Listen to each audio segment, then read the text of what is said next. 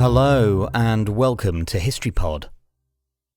On the 15th of November 1917, Georges Clemenceau was appointed Prime Minister of France for the second time.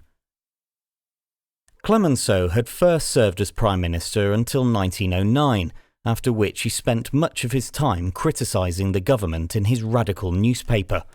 However, by 1917, France had experienced three separate wartime prime ministers.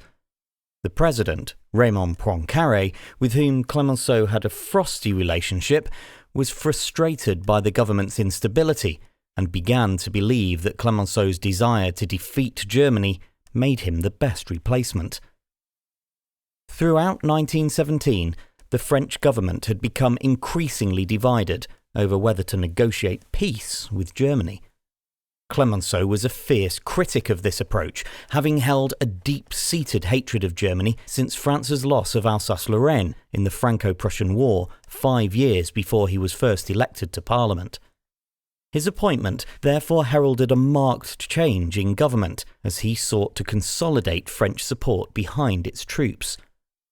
In a speech 3 days after he was appointed Prime Minister, Clemenceau declared, "Nothing but the war. Our armies will not be caught between fire from two sides. Justice will be done. The country will know that it is defended." This coincided with a clampdown on pacifist opponents and suspected traitors, and Clemenceau continued to speak in favour of war until the end, until Germany's surrender in November 1918. Nevertheless, victory was a double-edged sword. Clemenceau now needed to negotiate the terms of the peace treaty with Woodrow Wilson and David Lloyd George, who described the experience as like being between Jesus Christ on the one hand and Napoleon Bonaparte on the other.